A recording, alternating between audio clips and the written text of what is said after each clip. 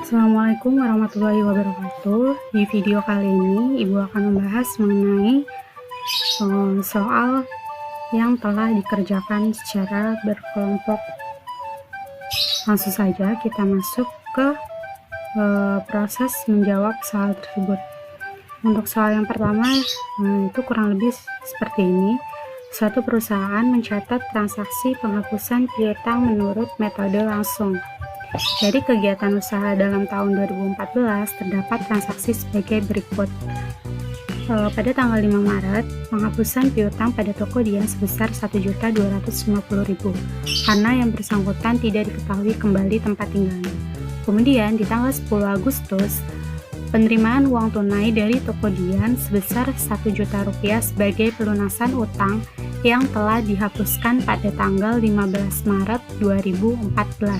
Buat jurnal untuk kedua transaksi di atas. Oke, langsung saja kita jawab.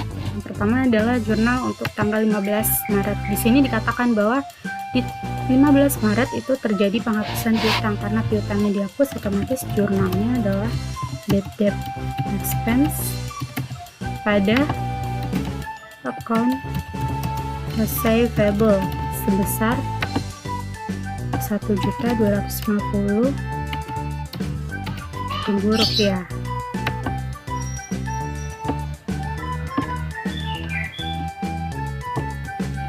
Kemudian dilanjutkan lagi nih, ternyata di soalnya di tanggal 10 Agustus itu kreditur menerima uang tunai dari toko Dian sebesar 1 juta sebagai pelunasan utang yang telah dihapuskan di tanggal 15 Maret 2014. Jadi ada pelunasan atas piutang yang telah dihapuskan di tanggal 15 Maret. Oke, kita balik dulu jurnalnya.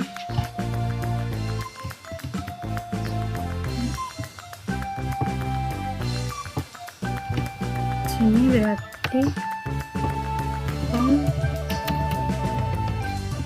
receivable itu 1.250.000 rupiah.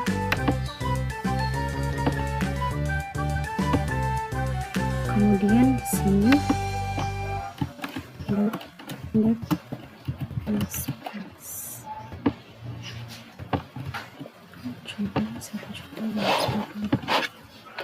nah, di sini dikatakan nih, ternyata dia dapat pelunasan. Karena kita dapat pelunasan, otomatis kita terima kas. Berarti kas kita bertambah. Karena kas bertambah, dia di debit. Masukkan 1 juta rupiah.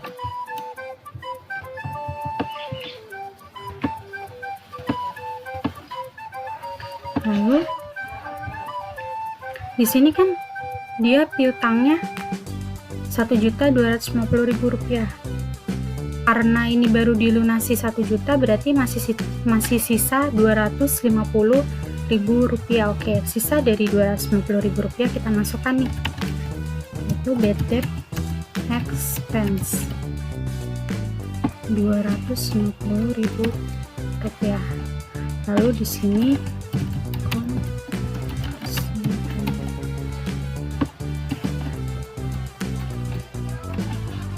kenapa di sini ada bad debt expense? Karena jumlah yang dibayarkan itu masih kurang gitu, kurang 250.000 rupiah. Jadi si krediturnya masih rugi 250.000 rupiah. Karena dari total piutang 1.250.000 rupiah baru dibayarkan senilai 1 juta rupiah.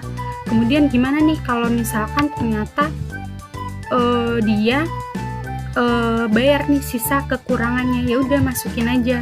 Jadi di sini dia cashnya 250.000 rupiah.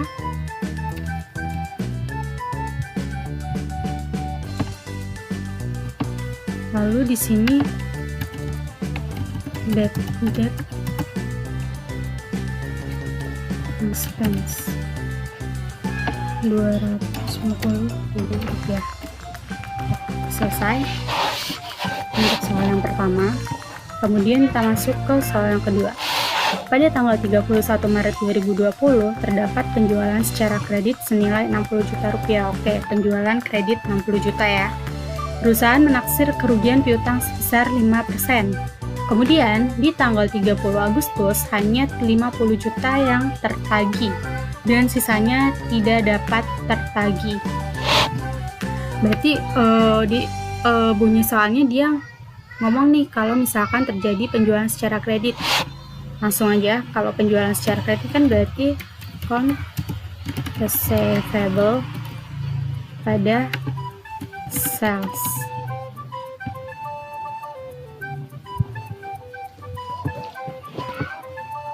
Itu sebesar 60 juta rupiah.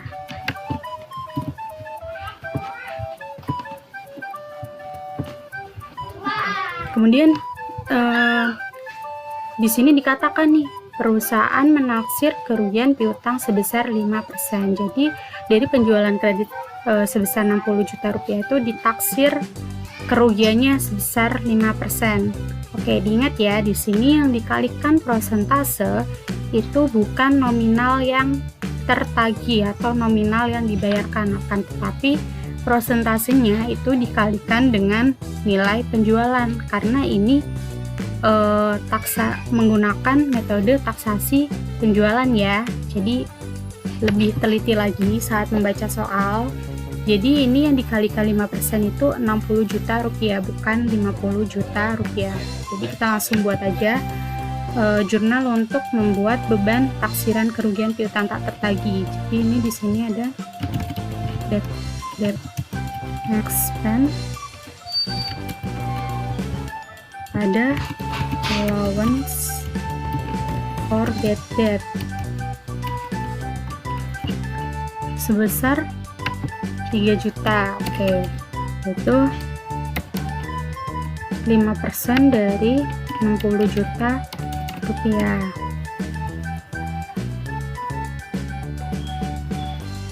Kemudian di sini pada tanggal 30 Agustus, jadi ini jurnal untuk, sebenarnya ini di soal harusnya untuk tanggal 30 Agustus ya.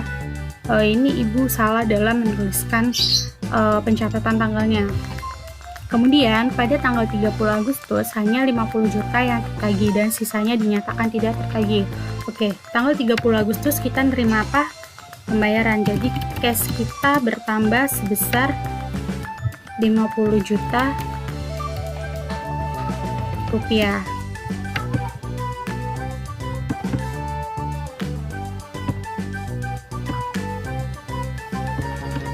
Kemudian di sini penyisian piutang tak tertagihnya tadi di adjustnya berapa? Nah, sudah dihitung adalah senilai 3 juta rupiah. Masukkan nih 3 juta rupiah. Oke, ini kalau di total kan masih 53 juta rupiah. Kalau account receivable-nya di sini dikredit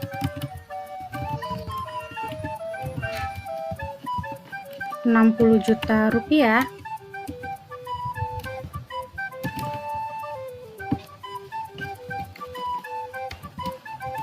berarti nggak balance dong. Jadi kita perlu masukin apa? Bad debt expense, bukan piutang tak tertagih sebesar 7 juta rupiah.